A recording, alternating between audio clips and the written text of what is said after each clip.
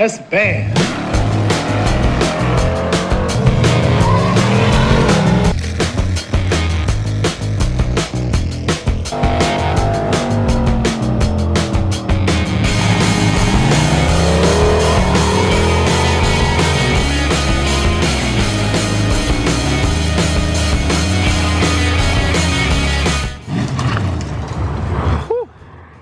We're back working on the Fox body today. Got the big block in it in the last video.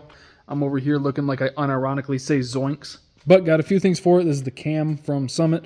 I'll go over that in a little bit. And then I got these fresh units here. Pretty decent deal on them. So I'm going to get those thrown on real quick. So one of the fun things about these wheels is the fronts he had the lug nuts for. The rears he did not. However, they used the shank style with the stock wheels. So perfect. It's like they knew that I was going to change the wheels. All right, yeah, that's a hell of a lot more race car. Perfect. So now we can start pulling this thing apart, which shouldn't really require a whole lot. See? And then unbolt the intake, pop that off, pop the balancer and the timing cover off, and then we're pretty much in business. Oh, I got to pull the rockers off too, obviously. But yeah, this cam swap really shouldn't take too long.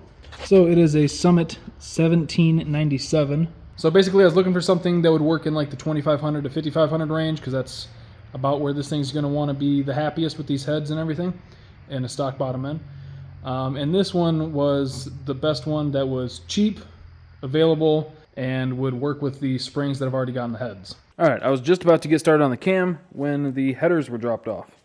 So I want to actually start with trying to test fit those. Like I said in the last video, passenger side should fit fine. I imagine I'm going to have to go up from the bottom. Driver side, it's going to be tricky once the steering shaft is back in there.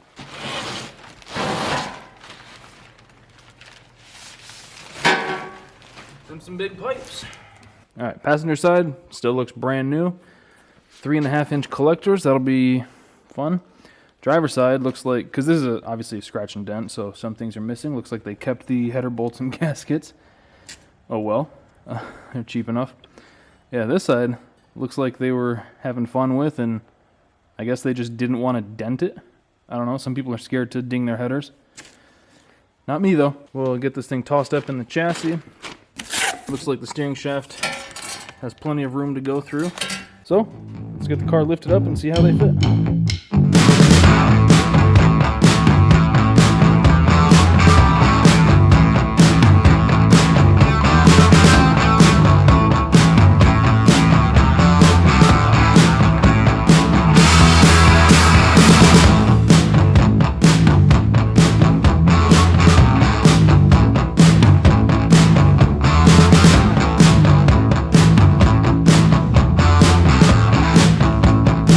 Ain't that just a kick to the sack?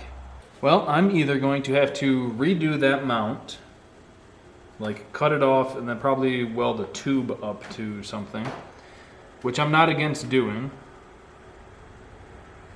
or put a motor plate on it, which I kind of am against doing, because I don't want to put a mid plate on it, and this thing being as big and heavy as it is, without a mid plate, that would put a lot of stress on the bell housing, because it would only have the motor plate at the very front and then the trans mount at the very back. So that's a lot of stress on the bell housing. People do it. I don't really want to crack a bell housing.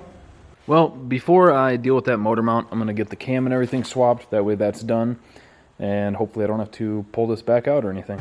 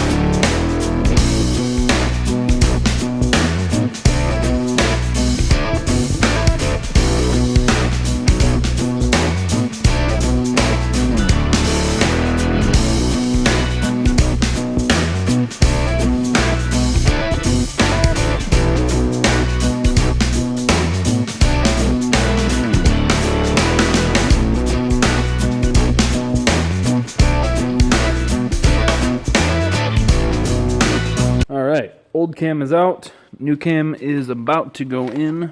I think this is the first time I've ever gotten a cam that didn't have some sort of like bag or something over it. So this is a relatively mild cam. The single pattern cam, 228, 228, 544, 544, 112 LSA. So like I said, it's a pretty mild cam for a big block, but with this combo it should work pretty well. Raise the peak power up a little bit. If it makes 400, we're happy, but I think it should make a little bit more than 400 at the crank.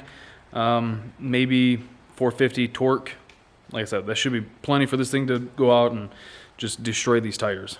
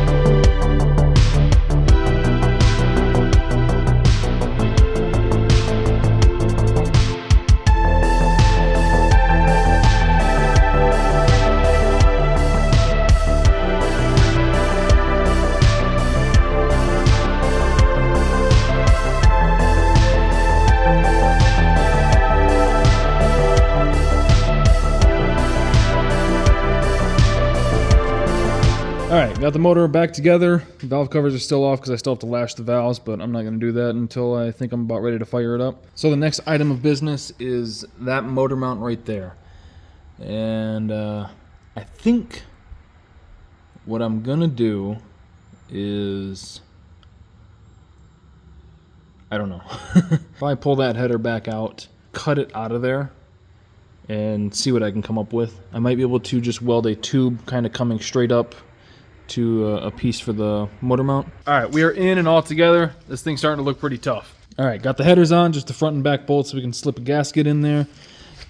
Got away with very little trimming of the motor mount. It was just this upper corner here that you can see. And that actually clears no problem. They both fit way better than I expected, which is a very pleasant surprise. So we now have our cammed big block in this little Fox body. I'm really curious to see how much this thing weighs. I might throw it on the scales real quick. I know that we're going to add, let's see, another 200 pounds for the transmission and converter. Let's say 250 for all of that. Another 150 pounds for the radiator and some fluids and stuff. We'll add, let's say, another 500 pounds to this thing, so I know it's not going to be super accurate, and if it's smart, I'd wait. But I'm just really curious how much this thing is going to weigh. So I might lift it up, throw the scales under it real quick just to see, and then we'll probably wrap things up there. Because there's still some other stuff that I have to get that's kind of putting me on hold. And I want to get a different transmission for it, because I was going to use one of my Turbo 400s over there. But I kind of would rather put a Turbo 350 in this thing. One, you can find them pretty cheap. Two, it's already set up for it, so the mount, the drive shaft, the shifter, I mean the shifter will work either way, Turbo 350, Turbo 400, but the mount and the drive shaft and everything would just make it a whole lot easier. It's got most of the fuel lines all ran. I believe it has a Holley black pump underneath of it, one of the older school ones that hopefully still works.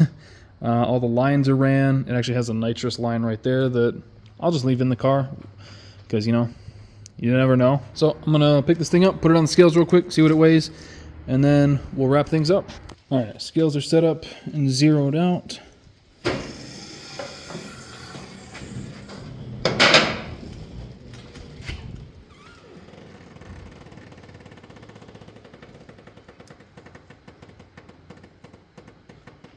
Basically 2,700 pounds. So once we add transmission, fluids, converter, radiator, coolant, fuel, driver, that 27 will probably turn into like 3,300 on the line.